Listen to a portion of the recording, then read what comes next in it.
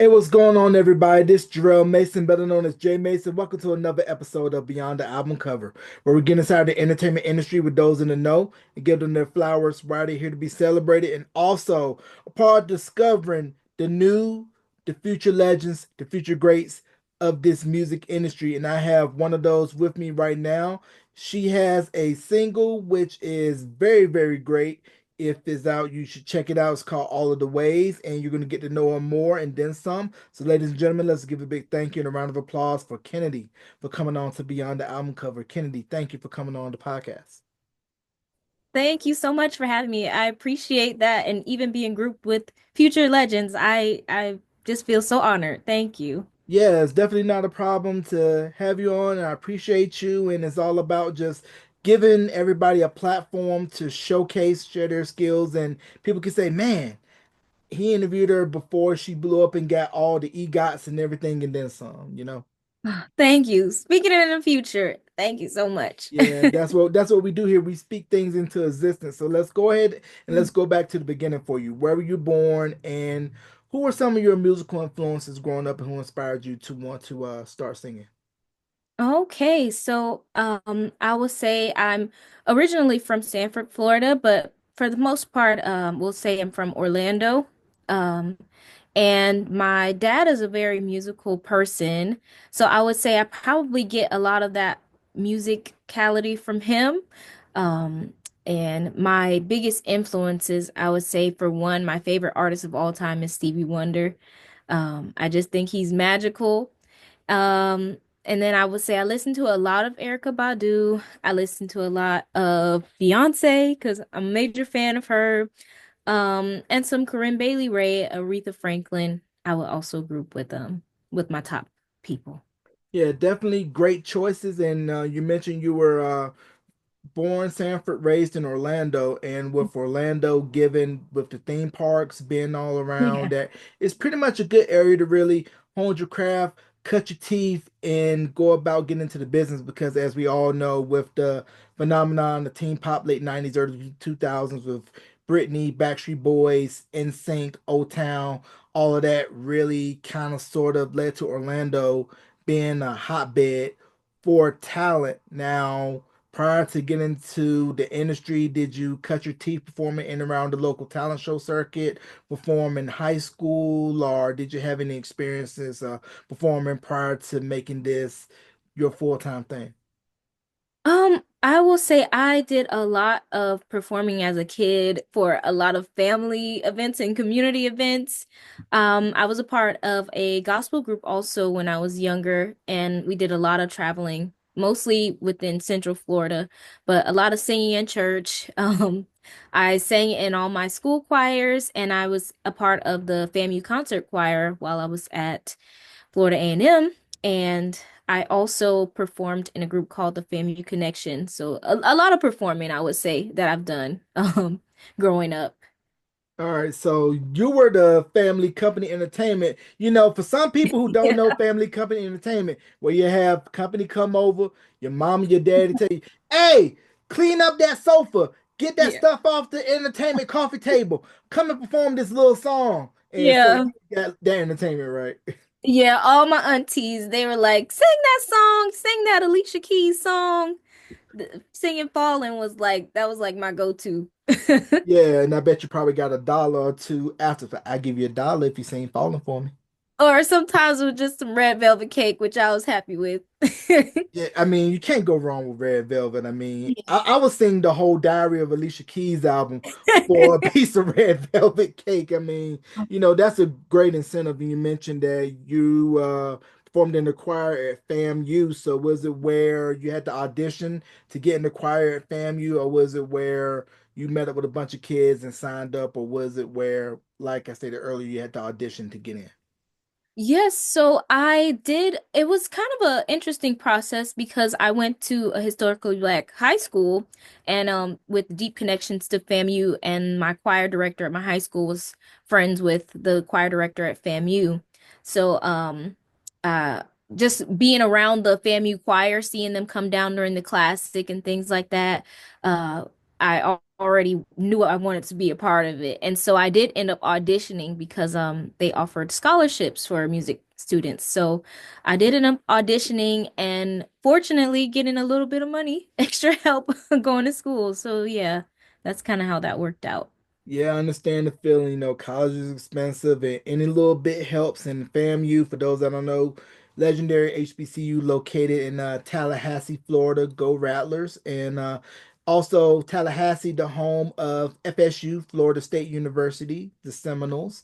And also Tallahassee, home of Mr. Teddy Pendergrass, Nappy Boy himself, T-Pain, and just how when T-Pain burst onto the scene, everybody looked at him as, oh, one hit wonder with auto tune. But as we see now in his whole run, looking back at it 20 plus years later, it was amazing to see what he did and how he really put Tallahassee on the map.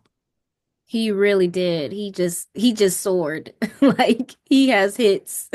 Now, did that kind of put the battery in your back for you a little bit when you saw T-Pain's run and seeing how he came from Tallahassee and pretty much just turned the whole industry on its head? I will definitely say I was inspired by his art. I will say though, um, there were so many people that I think in music that inspired me between growing up in Central Florida and going to FAMU. So many musically inclined and talented people kind of like pushed me, and I was like, I really do love to sing. Like I really have to do this. Like it is part of me. So. Yeah, you mentioned Beyonce earlier. What is it about Beyonce that really inspired you and say, I'm gonna take a little bit of what she does, but add my own Kennedy sauce to it?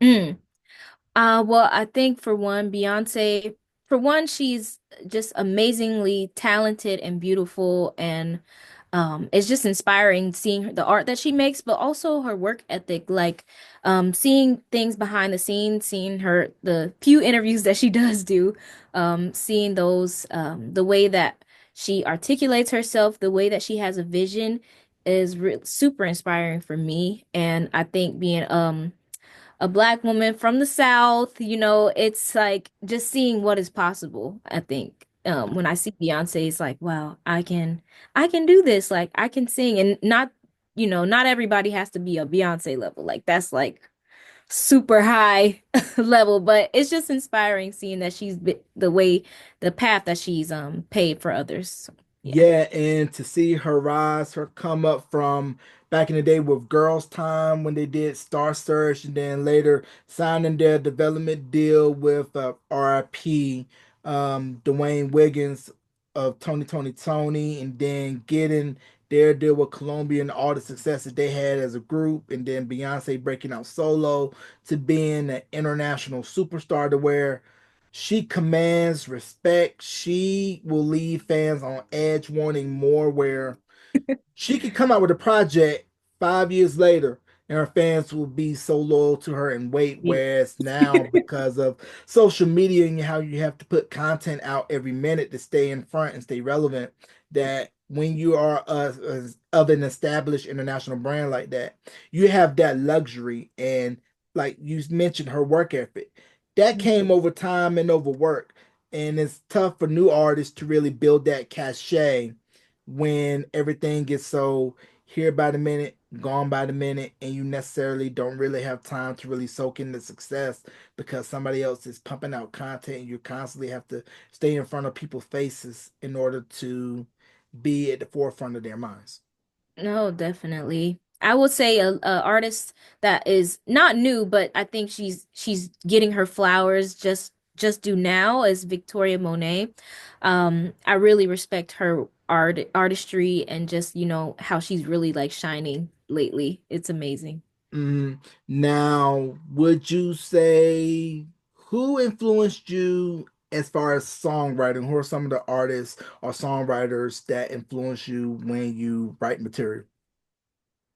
I would say that's kind of hard. I think I'm influenced by so many things.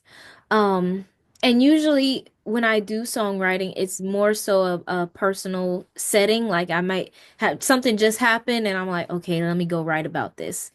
But I would say as far as like style and meaning, I would say for sure Erica Badu, the way that she tells stories in her songs and her songwriting and her artistry, I think is something that inspires me a lot. Yeah, so you'll probably listen heavily to Body Wisdom and Mama's Gun and Yeah. all of those projects. It probably had some incense lighting in the background while you was listening to it. But you can't go wrong with Erica Badu. Yeah, she's great. Mhm. Now, being at FAMU, doing choir and singing in and around, was it around that time that you said, I'm going to pursue this full time? Or was it another aha moment for you that said, I'm going to go all in? I would say actually just recently is kind of when I've decided I wanted to go more full force with singing and just really embrace that aspect of me. Um, because I do believe that is something that God gifted me with. So I do want to share it. I would say growing up, even though I wasn't discouraged from singing, I think it's just like that. Typically, your family, they want you to take a more, a stable route. And so I went to school for business and, I did a lot of internships. I've just done a lot of different jobs in the meantime, but I really am trying to go full force with music as of late. Which is a good thing because, like you mentioned, a lot of people when they go to school or whatnot, parents tend to want their kids to take the more conservative route, get your degree, get a Yeah. safe job, and really put the dreams on the back seat when you have something to provide for, whether it be yourself, a family, or whatever. Because, like I said, passion don't pay the bills. Just like Shirley Ralph told Lauren Hill and Sister Act 2, singing does not pay the bills. Mhm. Singing does not put food on the table. Singing does not put you out down the street with those fools singing that shoulda, coulda, wouldas. And now Ugh. look at Shirley Ralph now. I'm glad she's getting her flowers with Abbott. And of Oh, course, we all yes. know the legacy career of Miss Lauren Hill, with Fuji's and of course Miss Education of Lauren Hill. But it's good to see now a lot of the younger generation are saying, I'm going to go full throttle at my dreams to get playing it safe. And because of the internet and social media, it really gives them the license of artistic and creative freedom to do so. Whereas my generation prior, you pretty much had to go through a system to get your stuff out there where you will go to the studio, record a demo, pass it on to an A&R, then they pass it up to a head of a label. You'll do a showcase, you'll get a deal, you sign a traditional recorded contract, which may not be good for you at the beginning, but now because of the internet and social media, artists could just click, send, upload, have Wi-Fi and an idea, and there you go. You go direct to consumer. So just talk about for me how, at least from your vantage point, how has social media leveraged for you the ability to connect directly to the consumer in terms of promoting yourself and expressing yourself creatively, artistically, and putting out music without going through the traditional proper channels of traditional media. I would say the way that social media probably pushes me the most is just like seeing immediate reactions to things that I release. Just seeing encouragement like when we put out the music video for all of the ways, just seeing the people commenting saying how much they love my voice and how much they love the video and the music. I'm just like I think seeing that pushes me to continue to learn. And I'm still learning a lot. I mean, getting used to like, distributing music, publishing and all these things. They are things that are very new to me, but I'm very much trying to embrace them. And the more that I hear feedback and the more that I am able to touch base with people that are interacting with my content, the more I feel pushed to just keep going. And I'm sure, of course, you know about BMI, ASCAP, sound exchange, making sure the mechanicals are all straight and make sure your split sheets are right. These are all technical terms, people, if you know inside the music industry about mechanicals, royalties, split sheets for your publishing. You want to make sure you have all that stuff straight so that way when those quarterly checks come around, you can make sure the money is correct. And also, too, publishing is the lifeline of the music industry. If you can write I repeat, I'm going to give you some crucial advice. I've never been in the industry myself, but in my 20 plus years of interviewing artists in the industry, I will give artists this one advice. Do not, under any circumstances, sell your publishing.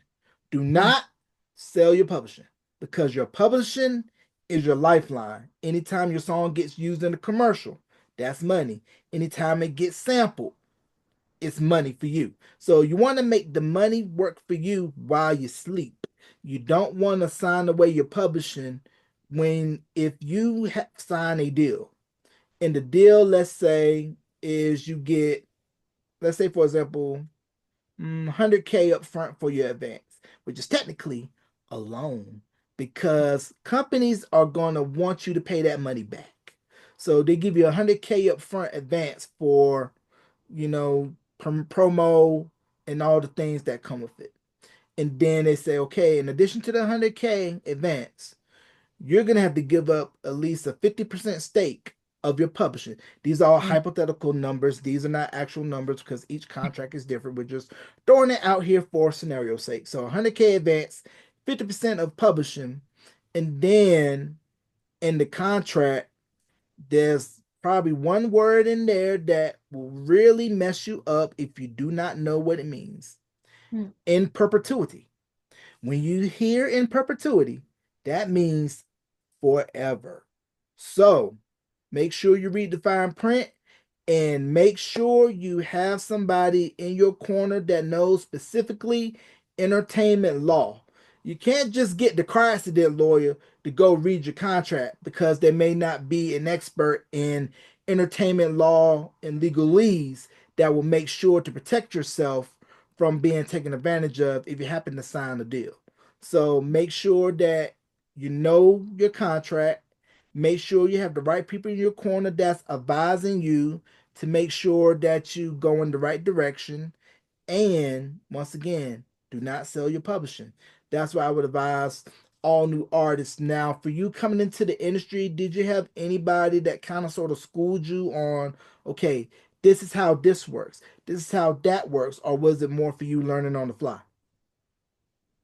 I will say I definitely got tidbits from people around me, but a lot of just looking things up and YouTube videos, and just reading a lot. Just and I'm still learning so much. Like even some of the things that you're talking about now, I'm like they're things that I'm like I kind of know, but I'm like it's good to hear like them sternly presented and also just like um yeah, just a reminder.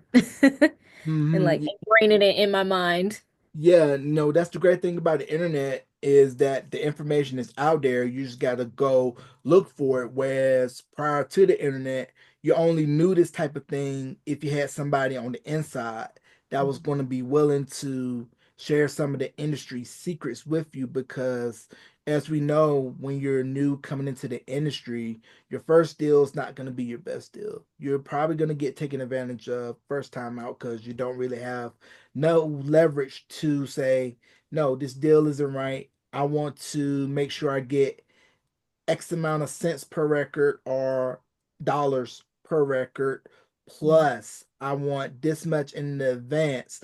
But when you turn out to be a hot commodity for a label, then you could probably be able to renegotiate for a better term contract once they see you as viable.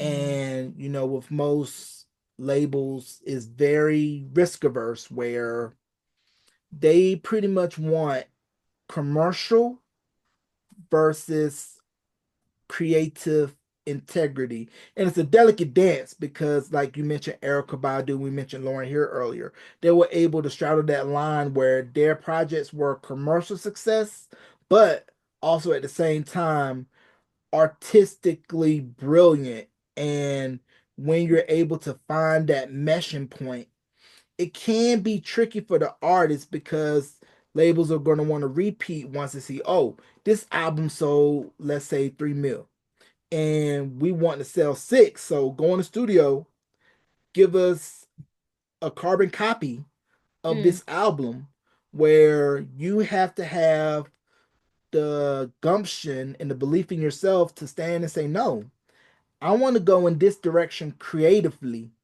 And while it may be different from what made you money last, I feel I have to do this for me because I don't want to be caught up in just putting out records for the sake of putting out and you having to answer the shareholders during your quarterly shareholder meetings and saying, okay, how come my profits are down? But Mm, knowing that you can be the artist that you want, but not be beholden to the P&L sheet of a label. And I think mm, that's the beauty, like we were stating earlier with the internet, where you can go directly to consumer, you can go independent and not really have those type of demands on you of being under a major where I can go directly to my fans. I mhm, can put out stuff in real time. I can get real time feedback. I can see what demographics I'm reaching, what particular corners of the market I'm reaching, and how can I better be able to effectively market my reach to where I necessarily don't have to cross over anymore. I can pretty mm, much cater to my own market, my own niche, and pretty much make a comfortable living making success with my niche market. Because if you look at certain music scenes in the country. You look at rap scene out of Houston, out of the Bay Area, and certain pockets where you could pretty much be successful in that small little market without really having to go national, international to really have that success. And I say that loosely, mm. success, Yeah. because success for everybody is totally different. Yeah. Now, for you, um, in terms of putting out music, what would you say when you're looking to record? Are you looking to have a balance of mid tempos, up tempos, ballads, or is it where flow of the moment and from there determine sequencing in terms of song selection? I would say I probably lean towards ballads a lot because I'm a very emotional girl. Hmm. I would say I'm open to trying different things as I'm still kind of, you know, figuring out my exact style, my exact like niche. So I'm willing right now to kind of experiment with things, but I would say I probably do lean more towards the ballads and soft, slower things, and yeah, that's up my alley. Hmm. Now, in terms of songwriting, are you more prone to write solo or are you willing to collaborate with a partner? I would love to collaborate. So far I've mostly just done like writing on my own, but I would love to collaborate with other songwriters and just musically inclined folks. Yeah, that's definitely, a good thing when you're able to find a partner that can be able to mesh well with you in this like a marriage or a relationship. You got to find the right person, that fits you. Not everybody can fit well together. Certain songs may not work for certain artists because I'm not sure if you know this, but the record I Want to Dance with Somebody by Whitney Houston, rest in peace. That was originally intended for Olivia Newton-John, rest in peace. And what happened was Clive Davis, the legendary Clive Davis of Arista, he had sent a word out amongst the industry, hey, we're looking for songs for this artist. And some of the best songwriters were shopping songs, sending it to Clive Davis for referral, and he heard this record, I Want to Dance with Somebody, which I believe was written by the duo Boy Meets Girl. And he said this would be a perfect record for my artist, which turned out to be Whitney Houston. And sometimes the best songs can come from that, where, you have a great song from a great songwriter and you listen to it, you're like, okay, this record sounds good for me, but on the other hand, you can listen to a record and say, great record, but I don't think vocally and style wise that will be a good fit for me. So Yeah. it's a it's a delicate thing where when you're doing song selection because you can pick the right record, but maybe the record could get released at the wrong time, or you may pick a record where it may not be a right fit, whether it be style, whether it be arrangement. And I think a lot of people don't tend to understand that where, like the old saying, styles make great fights. Styles make great Mhm. songs because, this artist here may work better on up tempos and mids, but may not be as strong at ballads, while it may be vice Mhm. versa, where this person can knock a ball out the park, but can struggle go 016 from the field when doing up tempos and mids. So it's just all about just Yeah. finding the right range and what works for you. And you said yourself, you feel that ballads are your money, your money spot is your money spot, I should say. Yeah. Yeah, definitely. I don't know, just something more emotional that builds up and just a little bit slower. The up tempo things, I'm like, Beyonce, you got that, girl. Hmm. Right. So yeah, because with ballads, you're able to really what I like to call massage a record, work a record, where you tell the story, you don't give it all in the beginning of the record. You build up, Yeah. especially when you get to the vamp, you get to the bridge, and then you can start hitting the money notes with the whistle, the high Mhm. notes, and all of the runs. And there's a science to that too, where just because you can sing power, you got to know when to put that power on a record. I don't want you to give me the power on the first verse of the record. I want Yeah. you to save your power stuff when you get to bridge and from in the bridge back into the refrain into the Mhm. fade out. Now you see people, that's why you have Google, YouTube University, so you can look up all of these terms. So, this is some inside baseball stuff right here where you're getting a lot of musical information. So, we were talking earlier before coming on that you had a chance to work with Mark Gay, formerly of Shy, and I was curious of how did you end up hooking up and working with him? So I would say long story short, he's a good friend of a friend of mine. Well, I would say a family friend of friends of mine and the Wards, Marcus and Eva Ward. And long story short, Marcus had a film project that he needed to complete, and he was looking to make a music video. And since he knew that I sang, he asked me if I would be willing to write. And then he introduced me to Mr. Mark, and he sent me over some music, and that's kind of just how that all worked out. We made a music video, and I was like, okay, I like this. Like, Hmm. And I oh was yeah. curious, were you familiar with Shy's work prior to linking up and working with Mark?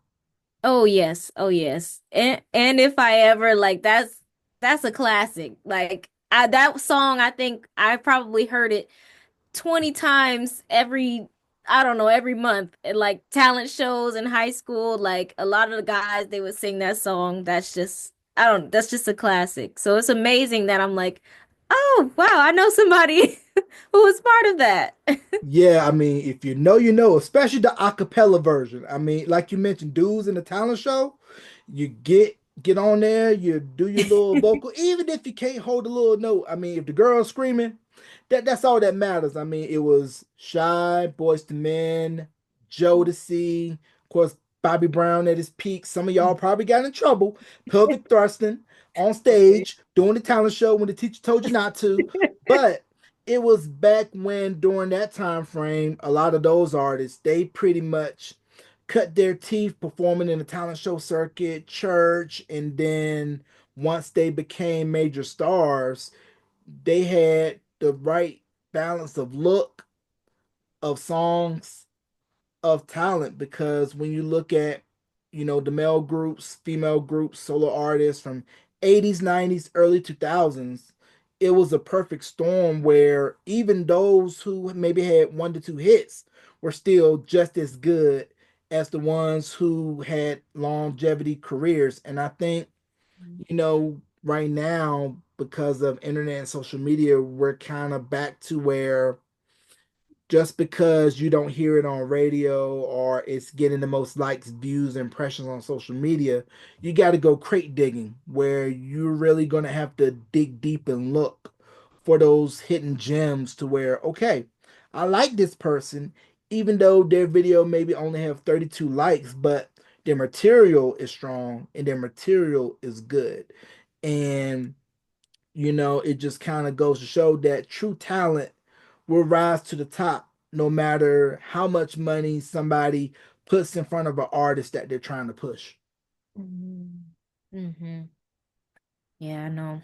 The Mm. money plays a part. Yeah, yeah, you got to pay to play now. So and nothing come for free. You got to pay to play, and if you ain't got the money, then ain't nobody gonna hear you. So, Yeah. especially knowing how with the streaming companies, how the streams work, where you're only gonna get X amount of cents per Mm. stream. So Yeah. even though you may have a couple of million streams, and let's say, for example, you get 6 cents a stream, and you do 2 million streams in a month. You multiply that, and then once you divvy everything up, it ain't worth much. It ain't, it ain't worth much. You might as well go ahead and get your Geo Metro Prism with that, if you're Mhm. lucky. If Mm. if if if you're lucky. So, that's why I always say you want to make sure that your paper is right. You want to make sure your contract is straight, and make sure that everything is coming to you with what you owe. Because as we saw with Angie Stone, RIP, that Mm. she had did a video before she passed talking about how all the monies that she had from her writings and everything wasn't coming to her. And Tyler Perry, I believe, has kind of spoke on that at her funeral, and just saying how the industry just need to do a better job of taking care of people and making sure that their money come to them, and that you're not withholding anything from what they're due, and that you're gonna pay what you owe. So that's why I always say, for artists, always know your business. Don't just leave it in the hands of a manager or an accountant and just blindly go by and say, okay, I know they got it. Nope. Ask to see books, You gotta ask to know. see statements, ask to see those quarterly reports. Definitely Mm. make sure that you're astute about your stuff, because it is 90% business and 10% show. I Mm. repeat, it's 90% business, 10% show, because Mm. you definitely want to make sure that your business is straight before you go and do the show, you know? Yeah, And that's that is very true, because we've seen stories of artists talking about how they signed a bad deal when they were young and only got, let's say, 36,000, and you sold over 5 million records, mm, and only got, let's say, 2,600, and somebody else pocketed all of the money. mm, And the worst story was, I don't know if you know about, the contract that New Edition first signed when they were kids, with Streetwise. The contract that they initially signed, I believe, was worth where they got a $500 bonus, Betamax VCR, and then when we saw in the miniseries, the check that they got was for $1.87. mm, I yeah, mean, five kids, and you're expecting them to split a check for $1.87. I yeah. mean, that's why I say it's very important for all artists to really learn the business, so that way you don't get in situations like that to where you're getting improperly taken advantage of by people that say that, we got your best interests at heart. And, you definitely want to make sure that you vet the people that's in your corner, and then vet the other people as well, because you got to have somebody that has some checks and balances to make sure that everything is on the up and up. Now, for you, do you have any current projects that's coming out, albums, singles, EPs? Well, I will say All of the Ways is officially on streaming platforms now. So Apple Music, I believe it's on Spotify. And so that is my latest release. as apart from it being on YouTube already. And I am currently writing right now. I don't have any release dates or anything specific to share, but definitely want people to stay tuned because it's Yeah, coming. yeah, stay tuned for that. Kennedy's Cooking. She got all the ways, which is available on all streaming platforms on YouTube. And then hopefully soon we can be on the lookout for another single, EP, or album. Now, do you have any other hobbies that you like to do outside of singing when you're not writing or doing anything? Yes, actually I do a lot of sewing and apart from music, I've worked in the film industry, but I make costumes and yeah, I just love making things. I'm just an artist at heart. So yeah, custom pieces, yeah, different projects. Now, you say you like to sew. Do you sew beanies? So I would, I guess that would that be more like crocheting and things? Yeah, that'd be more of like crochet. See, my aunt tried to teach me at one point, and I wasn't ready. I wasn't ready Hmm. at that time. So I will say Hmm. I'm behind in the crocheting and those things, the knitting, but I do a lot of sewing. I have my sewing machine up right next to me, actually. So, Wow, I didn't know they still did sewing machines because my family members used to do the whole sewing thing. So I was like, oh, I didn't realize sewing was still a thing. Mhm. Now, if you had to rank your top five artists of all time in no particular order, 'cause I know some people like to go five through one, one through five, or no order. So we're gonna go no order here. Give me Okay. your top five artists, male or female. Whew, okay. Number one, I think is Stevie Wonder. I don't think yeah. I have to put him as number one. I know you said out of order, but he's the first. Um and then I would say it's hard because I feel like I kind of like shift into different genres and sometimes my mood changes. But right now, I would say Erykah Badu would definitely be on that list. Alicia Keys, Beyonce, um, hmm, who would be the last one right now? I think probably Corinne Bailey Rae. Okay. Can't go wrong. That Corinne Bailey I felt was very underrated. Came onto Ooh, the scene with Put Your Records On. She was very, very big for a minute and then just kind of just not really faded, but kind of went more of the indie route. But her mhm, stuff, Chef's Kiss, and then yeah, of course Stevie, Alicia, Beyonce, Erica Badu. Those are greats. Now you mentioned Stevie as your number one. What is it yeah. about Stevie Wonder that for you is your number one on your top artist list? I think I just remember ever since I was a little girl, my dad used to play a lot of Stevie Wonder, and I remember him telling me that he was blind and that he was, still like, playing all these instruments and making all this music, and not to say that that is something that like, you know, not to say that that would be a deterrent to him making music, but the fact that he, is able to produce such amazing music and considering his circumstances and playing the piano and just writing such deep emotional music, I'm like I just feel like that's just an amazing thing. I don't know, it feels like he's being used it's almost like spiritual listening to Stevie Wonder, I would say. Yeah. He's definitely an experience. Do you have a favorite Stevie Wonder album? S Songs in the Key of Life. I'm like that has to be that has to be it. Yeah, Um, you can't go wrong with songs in the Key of Life, or you could go Intervisions, Talking Book, and Hotter Than July, just on and on. Just when you think about Stevie Wonder, how he's one of those rare artists that made that transition from teen to adult, because when he first came out, he was little Stevie Wonder mm, doing fingertips, and then later went and put out, I Used to Love Her, Uptight, and Signed, Sealed, Delivered. We could go on and on with his catalog, and then to get to that 70s run of where I felt he really found his voice as an artist in terms of songwriting, in terms of vocals, that I'm gonna eschew the pop formula of Motown, where my record's gonna be 2 minutes 30, 3 minutes max, maybe, you Mm, know, appealing to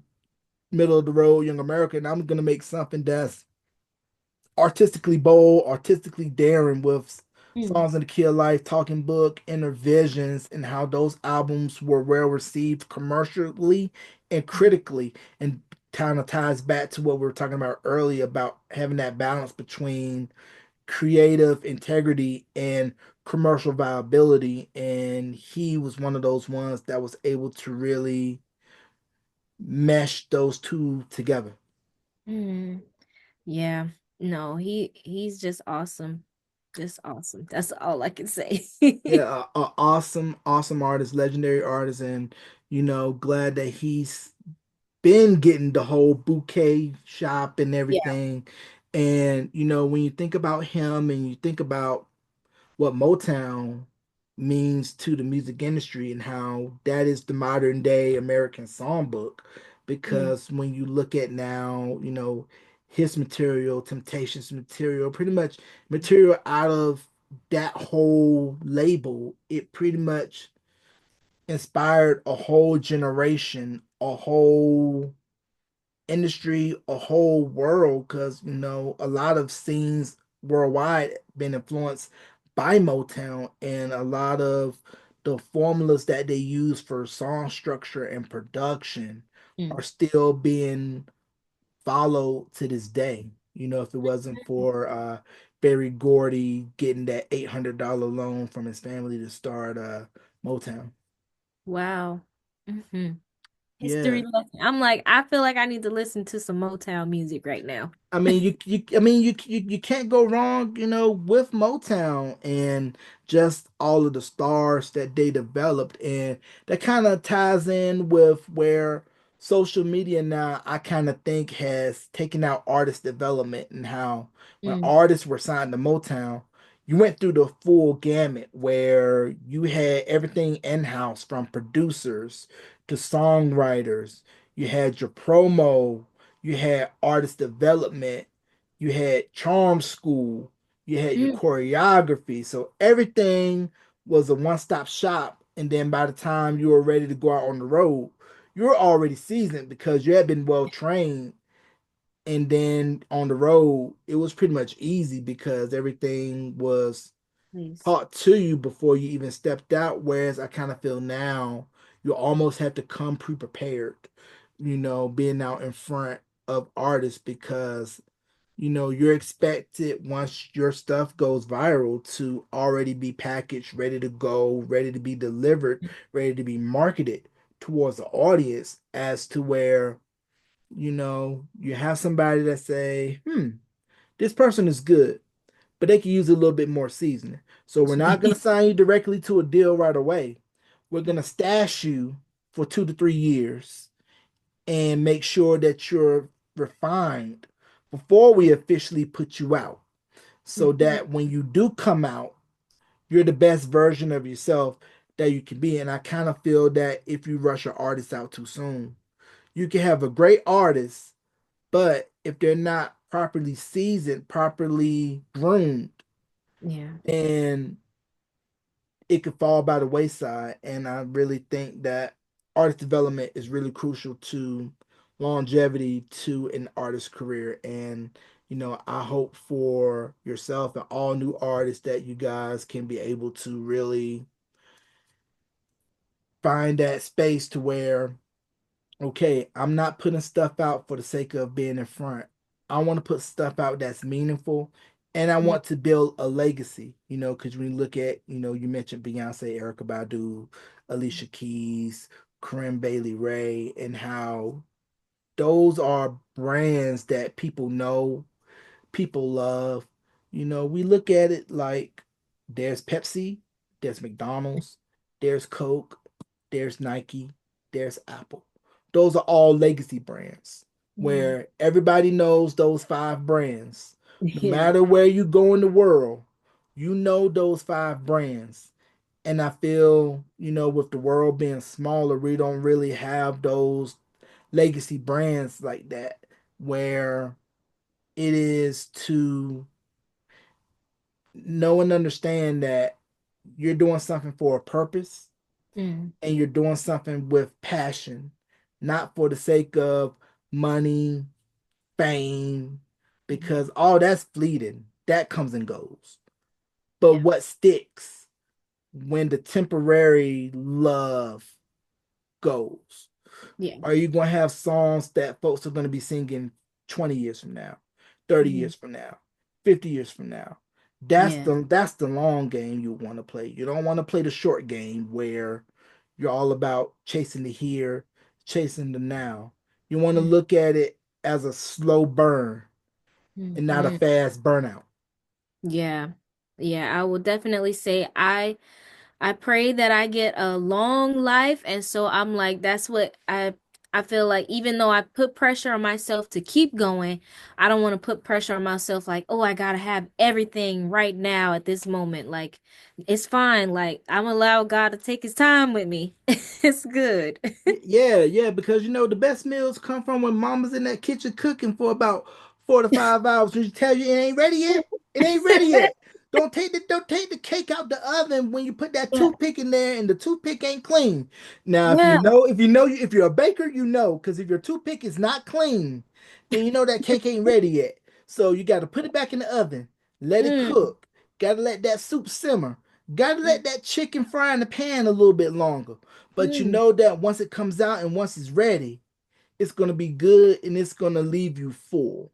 And Yeah. that's what I want, for you is I want you to have people when they listen to your music be full and Yeah. not be a bunch of empty calories to where, oh, I gotta constantly fill up with something else. But when they hear your albums, your songs, they want to say, man, I'm full because they're Yeah. able to hear your record. They're able to visualize your record. You're able to tell a story with a record. And I feel the art of storytelling in a song is being lost because we're all about let's just get straight to the point of a Yeah. song. But that's a delicate balance as well. Because if you don't hold the artist or the listeners, I should say, attention, then I would say maybe first 10 seconds or so, you pretty much lost them. So you almost got to sort of hook them in, but Mm, not draw it out too long to where they'll tune you out. Because yeah. as you see with attention spans, you got to be able to write for the current demographic that you're reaching, whereas nobody's going to be able to sit and listen to, let's say, a 330 song unless you have some type of bait to lure them into your record. So you definitely want to take your time when writing the record, but make sure to keep in mind that not everybody's attention span is long enough to really fully decipher the true message of a record. Now, we talked about all of the ways. Now, for you writing that, what was the process like?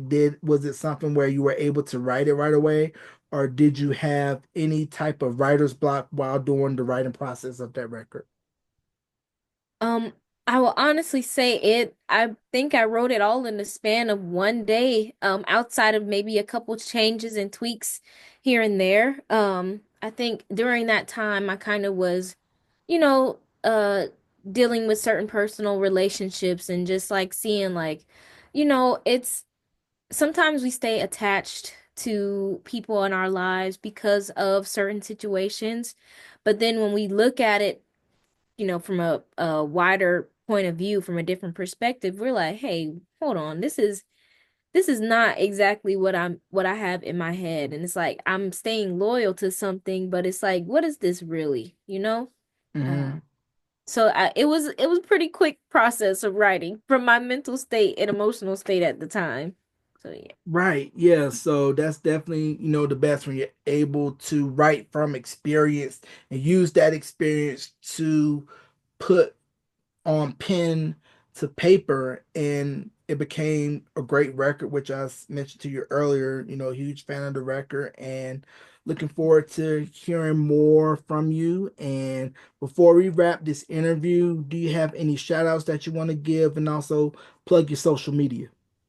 All right. Well, I think I just want to shout out Mark Gay just for connecting us and allowing me to be on this podcast today. Very thankful to both of you, as well as the Ward family. Just appreciate them so much. And I guess shout out to God and shout out to my family. That's about it. And my Instagram is it's Kennedy, so ITSKENADI. And if you can, please stream all of the ways. Very excited that that's finally on platforms. So yeah. All right, so Go Stream All the Way is available on all streaming platforms. Videos up on YouTube. It's Kennedy on Insta, and you can catch this interview wherever you stream podcasts and on the official YouTube channel of Beyond the Album Cover at youtube.com/Beyond the Album Cover.